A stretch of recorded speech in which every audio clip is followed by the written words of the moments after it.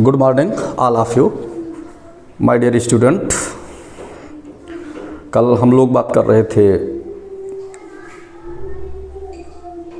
Transition series element के atomic और ionic radius पर, जिसमें बहुत कुछ हमने बता दिया था। अगर आपको कोई डाउट होगा, हाँ, बहुत बच्चों का कमेंट आया कि सर आवाज़ थोड़ा सा कम है, उसमें कुछ आवाज़ की प्रॉब्लम थी, टेक्निकल इशू था वो, जो आज हमने सही कर दिया है। अब हमें देखना है कि फर्दर जो है एटॉमिक और आयनिक रेडियस होते क्या हैं। तो एटॉमिक और आयनिक रेडियस में बेटा हमें ये देखना है कि जो कल थोड़ा सा डेफिनेशन बच गया था, उसी डेफिनेशन के विषय में चर्चा करना है। डेफिनेशन पर अगर हम बात करते हैं तो ये बोलते हैं एटॉमिक आयनिक रेडियस थोड़ा सा देख लीजिए, फर्दर हम डेंसिटी पर डिस्कशन करते हैं। जैसे कल एटॉमिक और आयनिक रेडियस पर हम लोग बात किए थे, तो वहाँ पर हमें क्या है कि जैसे हम सब जानते हैं कि एटम स्फेरिकल साइज़ में पढ़ते हैं, एटम की साइज़ जो होती है स्फेरिकल होती है। तो अगर किसी एटम की बात करते हैं, सपोज दैट हम एक एग्जांपल दे रहे हैं, जैसे मान लिया जाएगा कि ये जो है एक स्कैंडियम हो गया और स्कैंडियम हो गया, किसी एलिमेंट के विषय में ऐसे ही बातें होती हैं। तो ये हमारा स्कैंडियम हो गया बेटा। तो स्कैंडियम का जो ये न्यूक्लियस है और ये इसका रेडियस होता है। तो इसको डिफाइन करने का बहुत आसान, suppose that is a scandium atom. तो स्कैंडियम एटम है, स्कैंडियम जो है क्या है, एटम है। तो एटम के लिए हम लोग एटॉमिक रेडियाई पढ़ते हैं। कौन सी radii? Atomic radii, atomic radius. Atom के लिए हम लोग एटॉमिक रेडियस पढ़ते हैं। बट अगर यही स्कैंडियम आयन हो जाता है, स्कैंडियम आयन हो जाता है ये, तो स्कैंडियम आयन सिंपल सी बात है कि जो न्यूक्लियस है, न्यूक्लियस का पर चार्ज की वैल्यू बढ़ जाएगी, और न्यूक्लियस पर चार्ज की वैल्यू बढ़ जाएगी तो force of attraction towards valence shell electron जो है, ये valence shell electron force of attraction बढ़ जाएगा। और जब फोर्स ऑफ अट्रैक्शन बढ़ जाएगा तो स्कैंडियम 3 पॉजिटिव की अगर हम साइज़ की बात, तो इसको तो हम आयन बोलते हैं, आयन। और इसलिए इसके लिए जो हम रेडियस पढ़ते हैं, आयनिक रेडियस पढ़ते हैं, आयनिक रेडियस ये। तो दोनों तो हम लोग BSc फर्स्ट ईयर में भी पढ़ सके हैं, वहाँ पर पढ़े हैं जो है एटॉमिक आयनिक रेडियस किसका पढ़ रहे थे हम लोग पढ़ रहे थे बेटा उसका हाइड्रोजन के विषय में, hydrogen atom, hydrogen molecule, covalent radius, atomic radius, ये सब चर्चा कर रहे थे। तो अगर आयन के रेडियस की बात करते हैं तो आयनिक रेडियस बोला जाता है, एटम के विषय में बात करते हैं तो एटॉमिक रेडियस बोला जाता है। थोड़ा सा डिफिनीसन हम लिखा देते हैं आपको, वैसे जानकारी है आपको। तो डिफिनीसन में जो है अगर हम लोग बात करते हैं कि एटॉमिक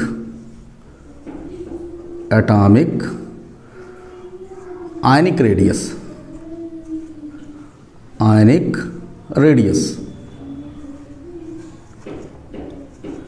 अब इसको बेटा अगर हम लोग डिफाइन करते हैं तो देखिए क्या है, जो ये न्यूक्लियस है, न्यूक्लियस और वैलेंस शेल इलेक्ट्रॉन के बीच की जो डिस्टेंस है एटम के केस में, जो न्यूक्लियस है, न्यूक्लियस के सेंटर से और वैलेंस शेल इलेक्ट्रॉन के बीच की जो डिस्टेंस है, it is known as atomic radius, it is known as atomic radius, atomic radius. और it is known as ionic radius, इसको आयनिक रेडियस बोलते हैं, आयनिक रेडियस। यही होता। तो इसको अगर हम डिफाइन करते हैं तो बोलते हैं the distance between the centre of the nucleus and valence shell electron are known as atomic radius. The distance between the center of the nucleus and valence shell electron present in the atom are known as atomic radius in case of atom. और उसके बाद फिर आयनिक में अगर हम बात करते हैं तो the distance between the center of the nucleus and valence shell electron in case of ions are known as ionic radius. The distance between the center of the nucleus and valence shell electron in case of atom are known as atomic radius. The distance between the center of the nucleus and valence shell electron in case of the ions are known as ionic radius. इसी को हम लोग define करते हैं, क्योंकि उतना हम लोग वेरिएशन पढ़ लिए थे तो इस पर हम लोग बहुत चर्चा नहीं किए थे बहुत सारी चीज़ों को, क्योंकि इसको आप लोग बीएससी फर्स्ट ईयर में ऑलरेडी पढ़ चुके हो, इंटर में भी पढ़ते हो, इंटर में भी है, बीएससी फर्स्ट ईयर में भी है। अब देखिए हम देखते क्या है, तो इसको एक बार डेफिनेशन को हम लिख देते हैं। The distance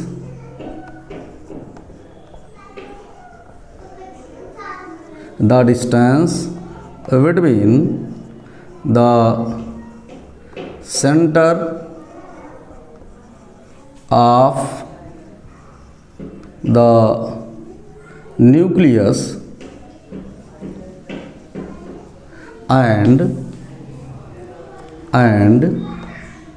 the distance between the center of the nucleus and valential electron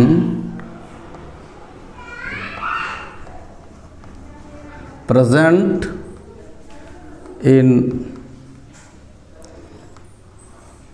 atom ion are known as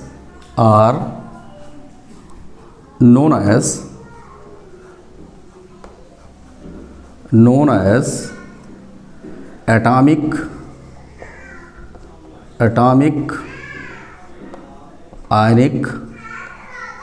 ionic radius। Atomic ionic radius ये हम बोलते हैं। The distance between the centre of the nucleus and वैलेंशियल electron present in the atom. अगर atom में present है तो atom atomic हो जाएगा, अगर आयन में प्रेजेंट है तो आयनिक होगा। इसी को हम क्या बोलते हैं, एटॉमिक और आयनिक रेडियस। ये बाकी वेरिएशन को हम लोग पढ़े थे, फर्दर एक बार इसको हम रिपीट कर दिए। अच्छा, चूँकि the size of the atom is smallest hence the unit of the atomic and ionic radius are angstrom हो गया, उसके बाद जो है पिकोमीटर हो गया, उसके बाद नैनोमीटर हो गया, पिकोमीटर हो गया, नैनोमीटर हो गया, और उसके बाद मिली माइक्रोन हो गया। ये सब इसकी यूनिट्स हैं, because the size of the atoms or ions are smaller. ये यूनिट होती है, यूनिट इसमें से कोई भी यूनिट यूज कर सकते हैं आप। ये जो भी यूनिट, एक यूनिट आप चाहे जो यूनिट यूज कीजिए, क्योंकि these units are applicable for इस measurement of the smaller size of anythings. These units are most applicable for measurement of the smaller size of anythings. ऐसे हम देखते हैं, तो ये आपका हो गया। अब देखो बेटा, जैसे हम लोग देखते क्या हैं, अब हम लोगों को डेंसिटी पढ़ना है, तो डेंसिटी किस तरह से वेरी करती है उसी पर चर्चा करना है। इसको देख लीजिएगा, हम कहे कल जो है इसको पूरा डिस्कशन करके तो फिर लिखाते, टाइम की कमी की वजह से हमने ऐसा नहीं किया। देखो अब हम देखते हैं आगे जो है फर्दर, उसी सीक्वेंस में चलते हैं हम। डेंसिटी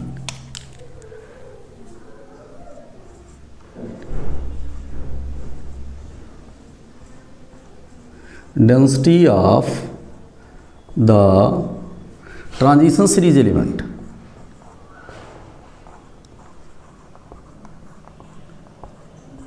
ट्रांजिशन सीरीज एलिमेंट ये डेंसिटी क्या होती है, डेंसिटी क्या होती है। अब देखो बेटा, एक बहुत सिंपल सी बात है कि बहुत इजी है, इसमें कुछ है नहीं।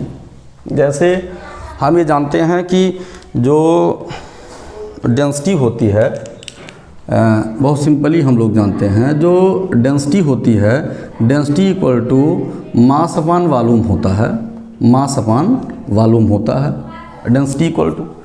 तो इस बेस पर हम देखते हैं कि अगर, अच्छा मास किस पर, एटम का मास किस पर डिपेंड करता है। जैसे एटम का जो एटम होता है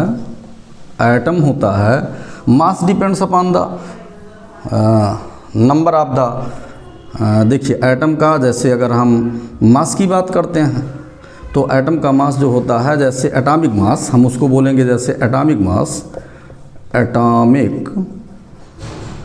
atomic mass mass equal to होता है जो है ये जो होता है नंबर ऑफ प्रोटॉन और प्लस नंबर ऑफ न्यूट्रॉन होते हैं, ये होते हैं एटॉमिक मास। मीन्स क्या हुआ कि न्यूट्रॉन और प्रोटॉन अगर दोनों में से किसी की संख्या बढ़ती है तो एटॉमिक मास बढ़ेगा। अच्छा, प्रोटॉन की संख्या बढ़ने की जो पोजीशन है, अब ये देखते हैं हम कि जो प्रोटॉन इक्वल टू क्या होता है, प्रोटॉन को हम क्या बोलते हैं, इसी को हम एटॉमिक नंबर बोलते हैं। क्या बोलते हैं? Atomic number.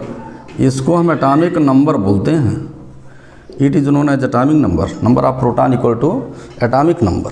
और एटॉमिक नंबर ही ये होता है कि जैसे अब देखिए एटॉमिक नंबर में क्या वेरिएशन होता है। जैसे हम लोग पीरियडिक लॉ को पढ़े तो अगर हम लेफ़्ट टू राइट जाते हैं तो increase the atomic number. Atomic number जो है क्या है, left to right atomic number increase करता है, इंक्रीज़ द एटॉमिक नंबर। ये left to right increase the atomic number. और अगर टॉप टू बॉटम जाते हैं तो यहाँ भी increase the atomic number. Atomic number दोनों तरफ क्या है, बढ़ता है। अब देखिए क्या है कि ये जो एटॉमिक मास, और एटॉमिक मास को हम सिंपली मास बोल सकते हैं। Mass of the atom, mass of the atom. तो mass of the atom equal to atomic mass equal to number of proton plus number of neutron, ये हम देखते हैं। तो अब हमें ये मालूम हो गया कि यहाँ पर अगर प्रोटॉन की संख्या बढ़ेगी तो ये प्रोटॉन की संख्या इज़ डायरेक्टली प्रोपोर्शनल मास होता है, तब भी मास बढ़ेगा। और अगर जो है न्यूट्रॉन की संख्या हम देखते हैं, ये भी इज़ डायरेक्टली प्रोपोर्शनल मास होगा। इसका मतलब प्रोटॉन बढ़ेगा तब भी मास बढ़ेगा और न्यूट्रॉन बढ़ेगा तब भी मास बढ़ेगा। और अगर मास बढ़ेगा इसका मतलब प्रोटॉन, और हम ये देख रहे हैं कि इधर से इधर जाने पर लेफ़्ट टू राइट जाने पर अगर हम यल टू आर जाते हैं, मीन्स लेफ़्ट टू राइट जाते हैं, तो लेफ़्ट टू राइट जाने पर एटॉमिक नंबर बढ़ता है, तो इसका मतलब मास बढ़ रहा है। लेफ़्ट टू राइट जाने पर मास बढ़ रहा है और टॉप टू बॉटम जाने पर भी एटॉमिक नंबर अगर बढ़ रहा है तो यार टॉप टू बॉटम जाने पर भी मास बढ़ रहा है, मास दोनों तरफ बढ़ रहा है। इसका मतलब डेंसिटी बढ़ रही है। सिंपल सी बात, कोई डाउट ही नहीं, ये क्लियर हो गया। अब थोड़ा सा है क्या, जो मेटालिक बॉन्डिंग होती है, मेटालिक बॉन्डिंग पर भी डेंसिटी निर्भर करती है। किस तरह से मेटालिक बॉन्डिंग है उस पर भी। The density of the any elements upon the density of the any elements depends upon the atomic mass variation along the group or along the period. But in case of chemistry, if we discuss the density of the each element, then we find that the internal attraction between the more than one atoms are also explain the density value.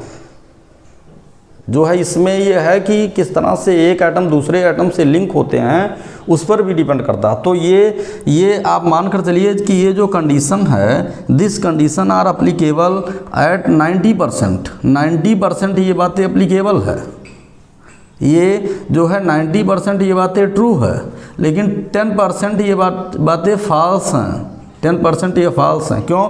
क्योंकि वहाँ पर bonding पर depend करता है कि किस तरह से बॉन्डिंग हो रही है, मेटल का नेचर कैसा है, तो उस पर 10% हम इसको फॉलो नहीं करेंगे। Only 90% follows this condition. केवल 90% ये कंडीशन फॉलो होता है। 10% जिसको केमिस्ट्री में लोग बताते हैं कि एक्सेप्शन के नाम से पढ़ा जाता है, पता नहीं वो क्या एक्सेप्शन है, लेकिन 10% है, उसमें मेटालिक बॉन्डिंग कैसे होती है और कैसे उसका कैरेक्टर होता है, ये हम देखते हैं। तो अब हम अगर ट्रांजिशन मेटल जो हैं इनके हम बॉन्डिंग की बात करते हैं, तो ट्रांजिशन मेटल में डेंसिटी, ट्रांजिशन मेटल की अगर हम डेंसिटी पर बेटा डिस्कशन करते हैं तो बहुत सिंपल सी लाइन है। देखो, जैसे अब तो हमें मालूम ही हो गया कि अगर डेंसिटी पर बात करते हैं तो देखो, जैसे फर्स्ट ट्रांजिशन में हमने स्कैंडियम को ले लिया जिसका एटॉमिक नंबर 21 है, और लास्ट एलिमेंट जो है ये हमारा जिंक है, लास्ट एलिमेंट जिंक है जिसका एटॉमिक नंबर 30 है। सेकेंड ट्रांजिशन में हमारा जो है इट्रियम 39 है, और यहाँ पर जो है हम दो एलिमेंट को लिख देते हैं। यहाँ पर हम एक एलिमेंट को लिख देते हैं कॉपर और दूसरे को हम लिख देते हैं जिंक, ये। और ऐसे ही यहाँ पर हम क्या करते हैं, यहाँ पर सेकंड में हम एक एलिमेंट लिख देते हैं Ag और दूसरे को लिख देते हैं Cd, और फिर थर्ड में हम एक को लैंथेनियम 57 बोलते हैं, और लैंथेनियम 57 के बाद यहाँ पर हम एक को लिख देते हैं Au माने गोल्ड, और दूसरे को लिख देते हैं Hg माने मरकरी। ये देखना, अब हमें देखना क्या है कि ये अगर हम इसको 30 बोलते हैं, ये हमारी 30 की पोजीशन है, 30 है, और ये हमारा 48 है, और ये हमारा 80 है एटॉमिक नंबर ये 80 है। तो ये हमारा जो है 29 है, ये हमारा 29 है, ये हमारा 47 है, ये हमारा 47 है, और ये हमारा 79 है। अब देखो, अगर हम डेंसिटी की बात करते हैं तो देखो, अगर हम डेंसिटी करते हैं तो बेटा बहुत सिंपल सी बात है। देखिएगा ट्रांजिशन सीरीज़ में इस आर्डर में, इस सीक्वेंस में डेंसिटी इंक्रीज़ करती है। तो ये हो गया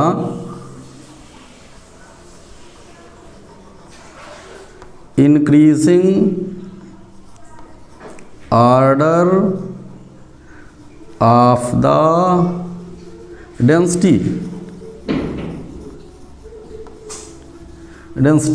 और इसी सीक्वेंस में अगर हम यहाँ जाते हैं तो यहाँ से यहाँ तक ये increasing order of the density, ये यहाँ से यहाँ तक भी डेंसिटी इंक्रीज करती है।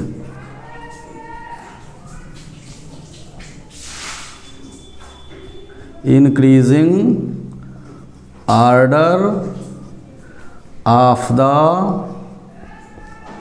डेंसिटी,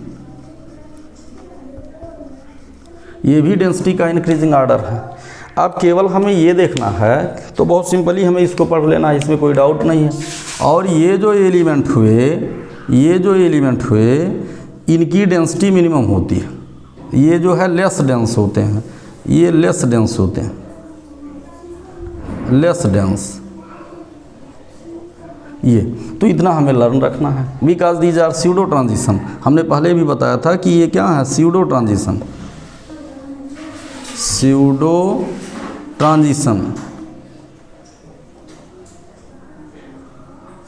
ट्रांजिशन एलिमेंट है ये।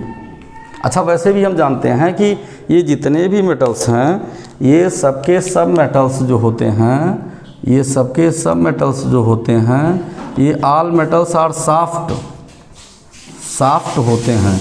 ये सबके सब मेटल्स सॉफ्ट हैं, तो ये सॉफ्ट होने के कारण जो है इनकी डेंसिटी कम होती है, ये भी है। तो बहुत सिंपल सी बात है। तो अलोंग द, ये हमारा कौन सा सीरीज़ हो गया, ये हमारा 3D सीरीज़ हो गया, ये हमारा 4D सीरीज़ हो गया, और ये हमारा 5D सीरीज़ हो गया। तो 3D 4D 5D सीरीज़ हो गया। तो 3D से अगर हम 4D आते हैं तो भी डेंसिटी बढ़ती है। इसका मतलब अलोंग D सीरीज़ भी डेंसिटी बढ़ती है, ये भी। तो 3D से 4D की डेंसिटी ज़्यादा होती है, और 4D से 5D की डेंसिटी, ये डेंसिटी का इंक्रीजिंग सीक्वेंस हो गया, ये डेंसिटी का इंक्रीजिंग सीक्वेंस हो गया।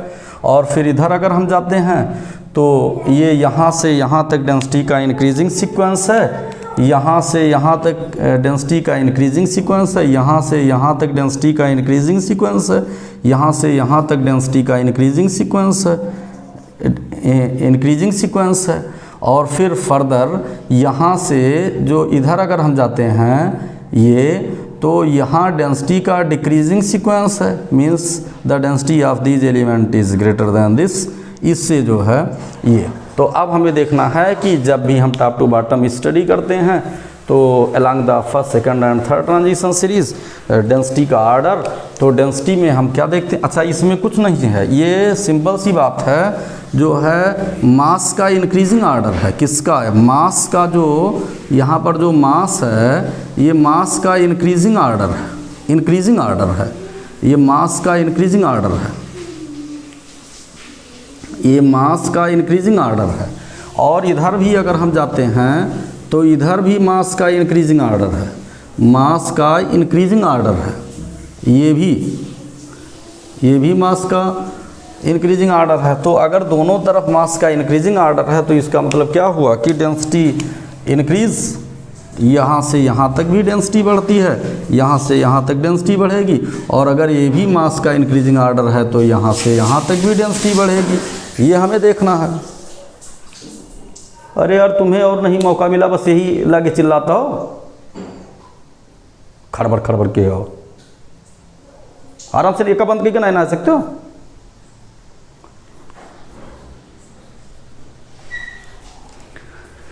तो ये यहाँ पर देखते हैं कि ये देखिए, ये यहाँ पर मास का इंक्रीजिंग आर्डर है, तो मास का इंक्रीजिंग आर्डर है तो ये डेंसिटी का इंक्रीजिंग आर्डर ये भी हो गया, ये डेंसिटी का इंक्रीजिंग आर्डर हो गया, और ये भी मास का अगर इंक्रीजिंग आर्डर है तो डेंसिटी का इंक्रीजिंग आर्डर हो गया। ये इस तरह से, इसका मतलब अगर हम डेंसिटी को, ओवरऑल डेंसिटी को सेंट्रलाइज करते हैं तो फिर क्या कहते हैं, हम ऐसे कहेंगे द डेंसिटी ऑफ द, ऐसे लिखिए 3D, उसके बाद 4D, उसके बाद 5D, ये तो ये हो गया increasing order of density, increasing order of density, ये हो गया। ये हमें देखना है, ये हमें जानना बहुत मस्ट है। तो यहाँ कोई डाउट नहीं है, ये आपको जानना बहुत ही मस्ट है, increasing order of the density ये। और दूसरा हम लोग देखते क्या है कि अगर हम लेफ़्ट टू राइट जाते हैं तो हम क्या लिख सकते हैं, एक्सेप्ट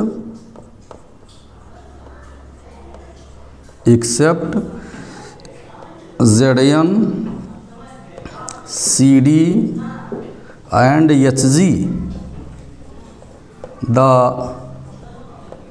density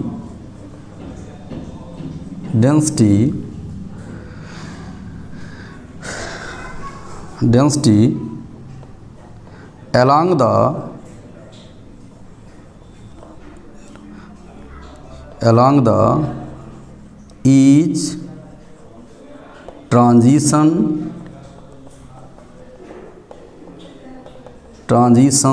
series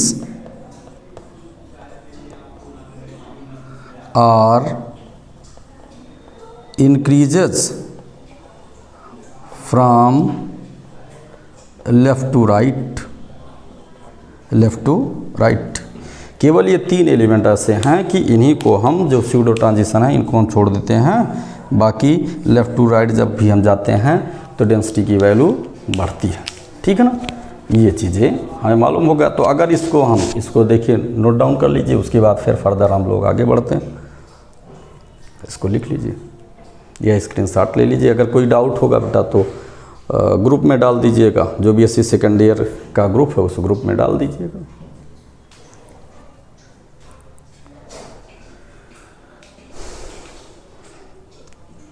अब देखिएगा इसका मतलब क्या हुआ कि अब हम लोग फर्दर आगे क्या देखते हैं।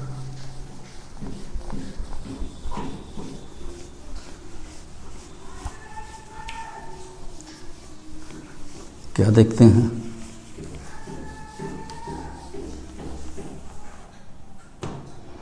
देखिए तो डेंसिटी पर अगर हम लोग बात करते हैं, डेंसिटी अगर हम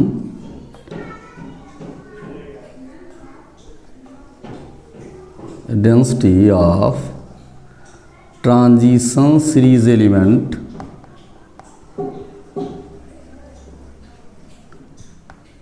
इसको अगर हम लोग डिफाइन करते हैं तो हम क्या बोलेंगे, हमें ये देखना है। हम ये बोलेंगे कि from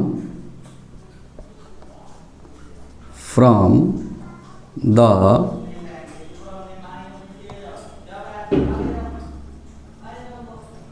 periodic law we know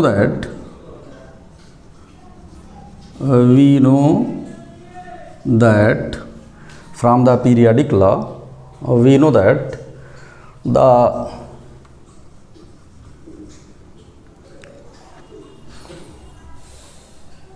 atomic mass, the atomic mass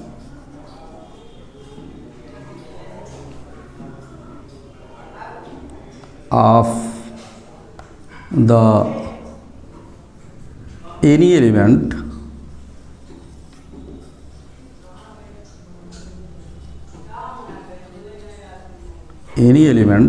are depend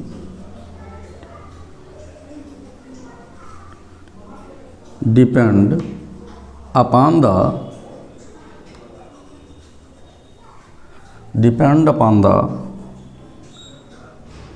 number of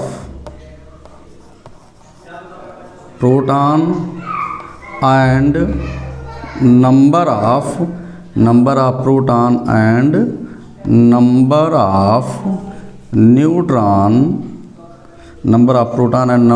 of neutron are present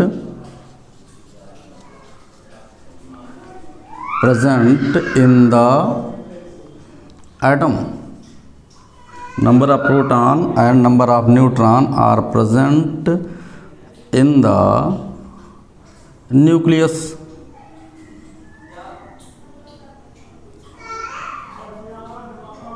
Present in the nucleus के atom.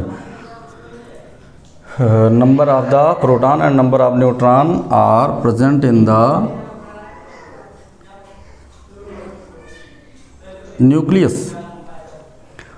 Present in the nucleus. Hence, when we move along the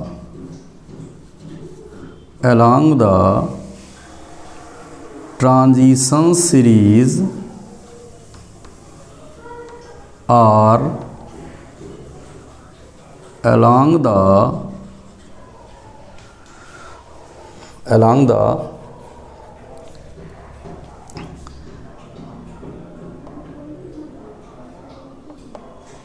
period from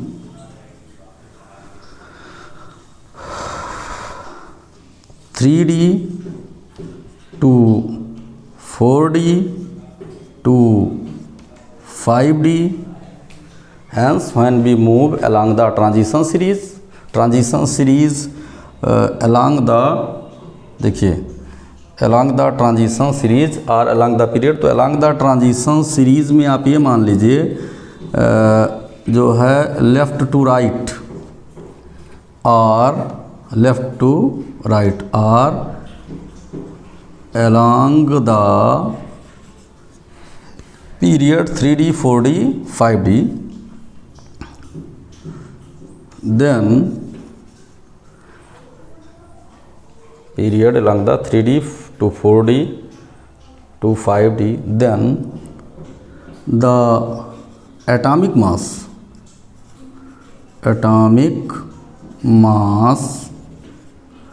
are increases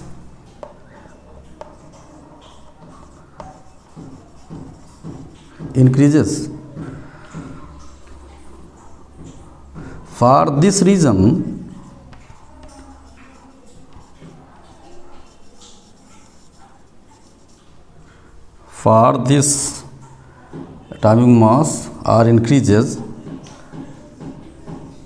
atomic mass are increases hence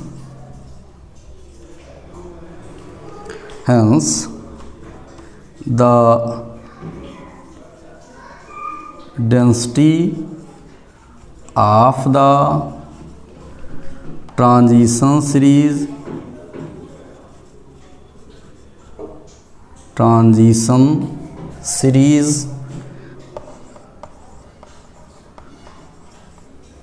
element transition series elements are also increases from L to R means scandium to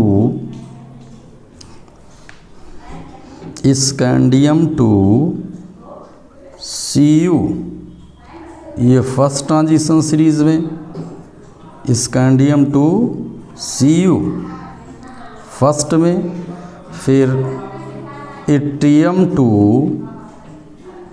Ag second में, और लैंथेरियम to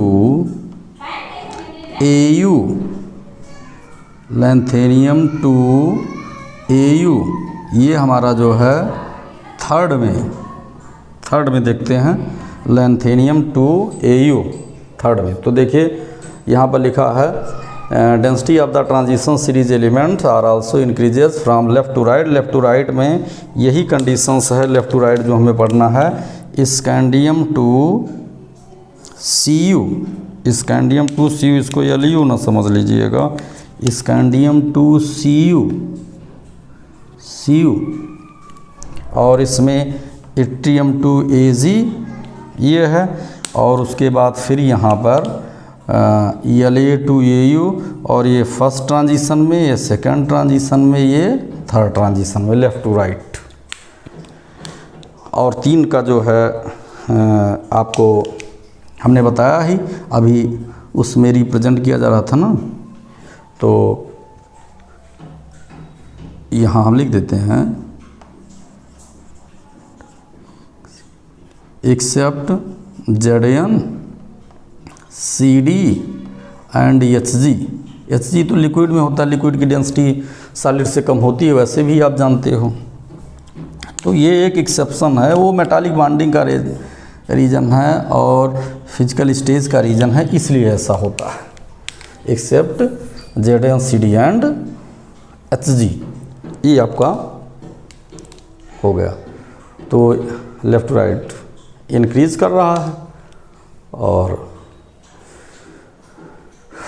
top to bottom जो है वो भी increase कर रहा है। आप देखिए, from the periodic law we know that the atomic mass of any element are depends upon the number of the proton and number of the neutron, number of the proton and number of the neutron, number of the proton and number of the neutron are present in the nucleus. Hence when we move along the transition series left to right along the period 3D to 4D, left to right, तो left to right ये हो गया, left to right ये हो गया, और उसके बाद फिर along the period 3D 4D 5D then the atomic mass are increases, hence the density of the transition series element are increases from L to R, ये except this, as well as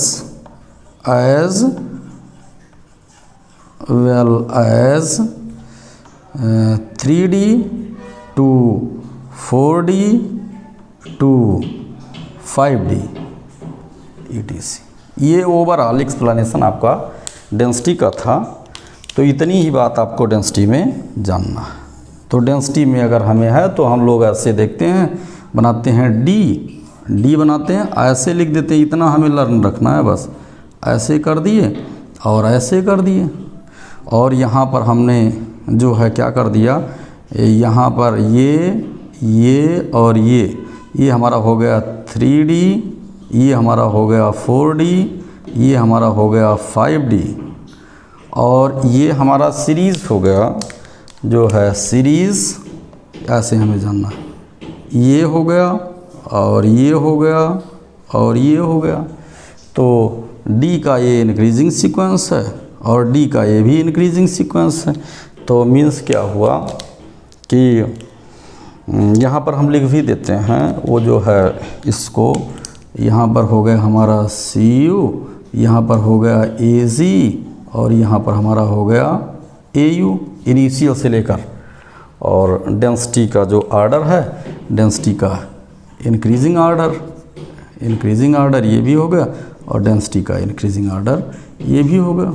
और बाकी exception तो आप जान ही रहे हैं। तो ये अच्छा, इसका सिंपल सी बात है कि डेंसिटी D इक्वल टू होता है mass upon volume, D equal to mass upon volume होता है।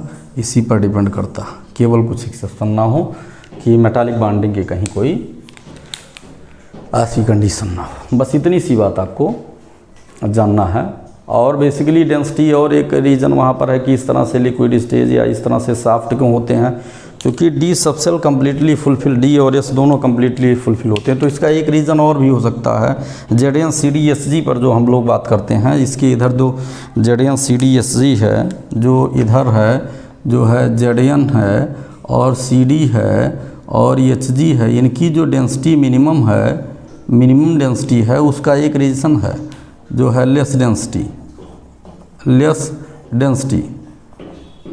उसका एक रीज़न है लेस डेंसिटी का, due to the D10S2 type electronic configuration, D10S2 type electronic configuration, ये चीज़ें हम देखते हैं। बस, तो आज की क्लास यहाँ पर कंप्लीट हो जाती है बेटा। इसके साथ जो है आपको नेक्स्ट क्लास में कल चाहे मैग्नेटिक प्रॉपर्टी पढ़ाएंगे और या फिर हम बताएंगे आपको ऑक्सीडेशन स्टेट। तो इसको पढ़िएगा, कहीं कोई डाउट होगा तो उसको ग्रुप में डाल दीजिएगा या इसमें कमेंट कर दीजिएगा। अगर विजिबिलिटी में कोई प्रॉब्लम होगी तो उसको भी कमेंट कर दीजिएगा, फर्दर वो ऐसी मिस्टेक ना हो। अगर ऑडियो में कोई प्रॉब्लम होगी तो ऑडिबल हो, विजिबल हो, अगर कहीं कोई प्रॉब्लम होगी तो आप जो है बताइएगा। लेकिन बेटा जो है सब्सक्राइब का रेट बढ़ाइए, जिससे जो है हम लोग और मेहनत से अपना पढ़ें। क्योंकि जो चीज़ें हम बता देते हैं ये किसी बुक का कोई रिप्रेजेंटेशन नहीं है, ये हम ही बता सकते हैं और आपको कहीं नहीं बहुत जगह पढ़ाई जाएगी। देखना, ऐसा कहीं जो है हमें नहीं कहते हैं, सभी शिक्षक अपने आप में विशेष होते हैं, ऐसा हम नहीं कर रहे हैं। लेकिन फिर भी जो है सबका अलग अलग रिप्रेजेंटेशन होता है। तो जो हमारा ये रिप्रेजेंटेशन है ये एक स्पेशल रिप्रेजेंटेशन है, इसलिए जो है इसको आप समझिए। और अगर कहीं कोई डाउट हो तो बताइए, लेकिन सब्सक्राइब का रेट बढ़ाइए, लाइक शेयर कमेंट के साथ साथ सब्सक्राइब का रेट बेटा बढ़ाइए। क्योंकि व्यूवर्स तो बहुत ज़्यादा हैं, 5000 से अबव व्यूवर्स हो गए इतना जल्दी ही। लेकिन ये है, बाकी चीज़ों को आप अपडेट कीजिए तो लाइव क्लास आ जाएगी, तो आपकी भी प्रॉब्लम जो है सॉल्व हो जाएगी। ठीक है ना। तो ये चीज़ें हैं, इसमें हमें देखना। अब हमें मौका नहीं लगता, नहीं बहुत सारे बच्चे हैं तो उनको भी बताते, बहुत बच्चों को मालूम ही नहीं, वो फ़ोन कर करके पता करते हैं कि सर क्या कोई क्लास चल रही है आपकी। अब मौका नहीं मिलता, सुबह से शाम तक कितना काम रहता है, उसी काम में अपना व्यस्त रहते हैं। तो इसलिए आप लोग थोड़ा सपोर्ट कीजिए बेटा ना। जैसे हमारे लिए जैसे किसी बच्चे को बताना और कहना थोड़ा सा डिफ़िकल्ट हो जाता है, व्यस्तता के कारण ऐसा नहीं कर पाते हैं। और मौका मिलता तो करते ही, ऐसा नहीं, अपने बच्चों को बताना अच्छी बात है। और ये जो है एक अच्छी दिशा में पहल भी होगी। लेकिन इसमें जितने भी नीडी बच्चे हों जो कोचिंग के लिए इधर उधर दौड़ते हैं, उनका भी आप लोग सपोर्ट कीजिए। It is a social work for you. आप भी रहते हुए अपने मेंटल एक्टिविटी को अपडेट रखते हुए बच्चों का सपोर्ट कीजिए, जो भी आपसे जूनियर हों। और 1 तारीख से जो है 1 या 2 तारीख से BSc थर्ड ईयर की भी क्लासेस स्टार्ट हो जाएंगी। इधर अभी और भी आज कुछ क्लासेस चलेंगी, कम से कम 3 क्लासेस चलेंगी। इधर इंटरमीडिएट की भी इधर रेगुलरिटी नहीं थी, अब इधर रेगुलरिटी अपडेट हो जाएगी। तो ये देखना है। Best of luck my dear student, good morning all of you for watching my video and for update your confidence in field of chemistry. Thank you.